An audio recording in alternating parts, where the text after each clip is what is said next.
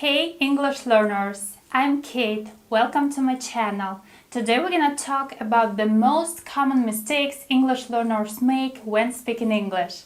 My students make a lot of mistakes and today I'd like to discuss some of them. If you're new here, please make sure to subscribe and hit the like button and the bell down below so you'll never miss my new videos. The first extremely common mistake is I think to.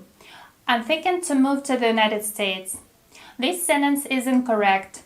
The verb think is always used with a preposition about or of. I'm thinking about moving to the United States. I've been thinking to do that all my life. No, we can't use this one. I've been thinking of doing that all my life. This is correct. The next one. My sister is married with a millionaire. To be married is used with the preposition to. My sister is married to a millionaire. The next mistake is a very strange one. Thank you for wasting time on me. This is such a hilarious mistake because in my country people say this phrase all the time when they want to say thank you and express their gratitude. But in American English, wasting time is a negative thing.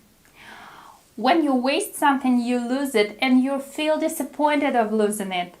And people never say thank you for wasting time. That doesn't make any sense. And we should say thank you for spending your time on me or thank you for your help. Please keep that in mind. The next common mistake my students make is I'm agree or I'm not agree. To agree is a verb and it's correct to say I agree or I don't agree or I disagree. The next mistake is look to. Look to this amazing landscape. No, we never use to after the verb look. We should say look at. Look at this amazing landscape. The next mistake is the news were very good. News is always used with is or was because this noun is uncountable. News was very good. The next one is ma'am. I often see comments below my videos with ma'am. Ma'am is a formal, respectful way to call a woman in many cultures. Thank you for your respect, I appreciate it. But did you know that in America, native speakers use this one to call a very old woman, maybe 70 or 80 years old? Did you know it? So this mistake is very common. Please call me Kate instead of ma'am. The next one is I feel myself happy or I feel myself sad.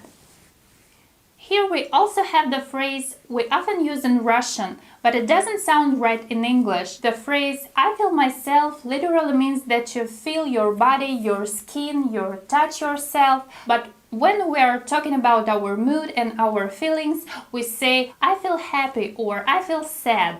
The next one is I think yes or I think no. It's absolutely normal to say this in Russian, but in English you can't use this phrase. When we agree, we say I think so or I don't think so. The next mistake is a question that my students ask me. How is it called? This is grammatically incorrect. How is not appropriate here. What is it called? Why we can't say how is it called? Because what is a question word when we are asking about the object and how is about the method. So when you want to know about the name of an object, a thing or an action, you should ask what is it called? The next one is prices are growing. This one is a vocabulary mistake because to grow means to increase in size or amount or to become more developed. Plants grow, grass grows, children grow, but prices can't grow. We say prices are rising. The next very common mistake is I didn't buy nothing at the market. We say I didn't buy anything at the market because we can't use double negatives like didn't and nothing in one sentence.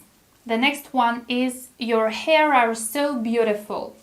Hair is uncountable noun. There is much hair and we can't count them. And it doesn't sound good. We say your hair is so beautiful. The next mistake English learners often make when they say to me, "Please explain me the rule." We say, "Explain it to me," or "Explain the rule to me." We can't say "explain me." That's incorrect. The next mistake is "it depends of the situation." We cannot say "it depends of." We should say "depends on." It's a phrasal verb and it's always used with the preposition on. The next one is "I and my friend." When we're talking about you and someone else, you should always put "I" at the end of the phrase.